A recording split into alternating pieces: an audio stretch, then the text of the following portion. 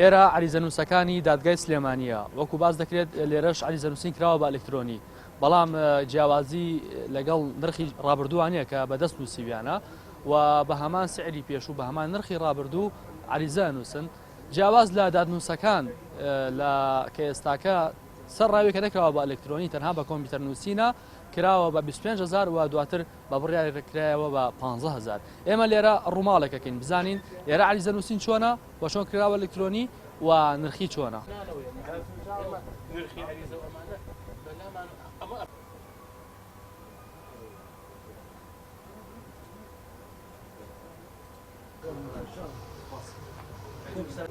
السلام عليكم باش عملت تنسان باش سپاس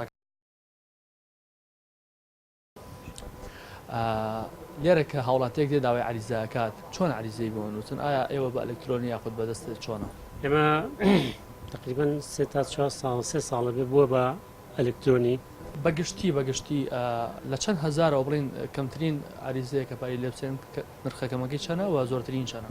ئێمە خەڵکێک گێتە لامان کە عریزەی دادگاکانی کەت نیەوێت کە تەنیا مەسەلەن لێکۆڵینەوە ئەمانە 1000 دینارە سەنین لە عریزەیەکی تر تحقیق دادگای تحقیق و ئەوانە 1000 دینارە سەنین بەڵام باقی ئەوانی کە سیستەمەکەی ئەلکترۆنیە و بە پێویستی بە سیستەمە ئەلکترۆنیەکە هەیە لە 3000ەوە هەمانە تاوەکو 5000.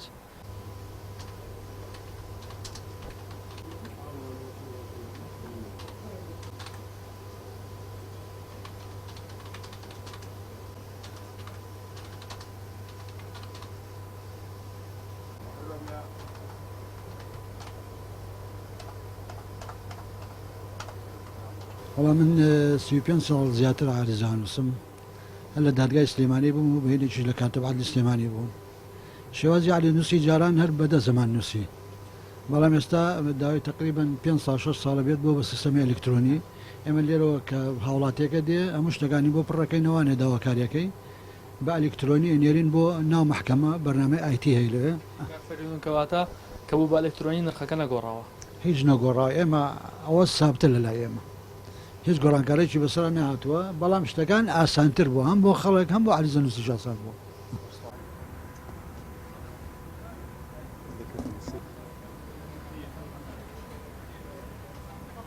بڵاو لێبێتەوە پێیان بڵێ چەندێکیان لێ سەندی؟ 5,000 بۆ داوای لیان سەنوم تهرەونە.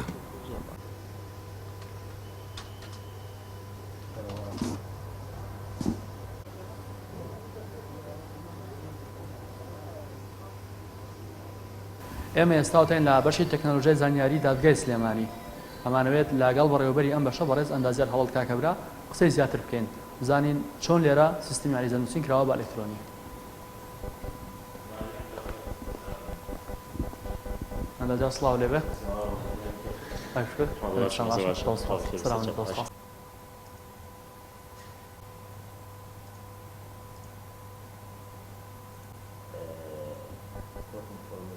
لە ساڵی 2015 وەکو تێستکاری پێکرا و سەرکەوتوو مەفەق بوو کە ئێستاش تا ئێستاش بەردەوامە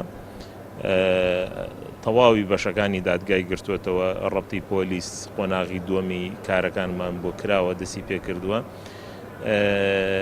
زۆرێک لە دادگاکان بۆ زۆرێک لەو کارانێک کە هەیەە تەواو بە تەواوەتی چۆتە سەر سیستمەکە. ئەندازیار هەڵەتەوەی من بیستم شتێ تازە بوو باتە هاوڵاتی خۆش دەتوانێت کە عەریزە پڕ بکاتەوە نێت بۆ لای عەریزە نووس. بە دڵنیایەوە ئەکاونت دروستکردن لەسەر سیستمی دادگا زۆر ئاسان نییە بۆی کە خەڵکە لە خۆ ئەکاونت دروست نەکا و داوا پێشکەش نەکا بەڵام یعنی یەک دوو قۆناغی زۆر ئاسانیە هاوڵاتی ئەتوانێت بۆ خۆی ئەکاونت دروستکە و سکاڵاکی پێشکەشی دادگا بکە یاخود هەر جۆرە ئیشێکی هەیە لە دادگایە بۆ نمونە بەڕێ بکات.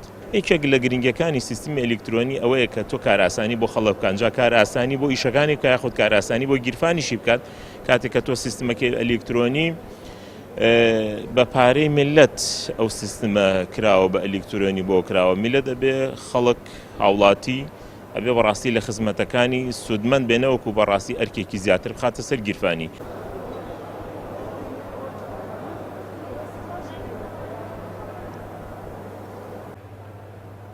ئەمەی بینیتان بە ئەلکترۆنیکردنی عەریزە نووسین بوو لە دادگای سلێمانی بە هەمان نرخی پێش بە ئەلکترۆنیکردن. جیاواز لە دادنووسەکان کە بۆ 15,000 دینار بەرز کراوەتەوە. پرسیارەکە ئەوەیە بۆچی حکوومەت نمونە باشەکانی کۆپی ناکات بۆ فەرمانگەکانی دیکەی.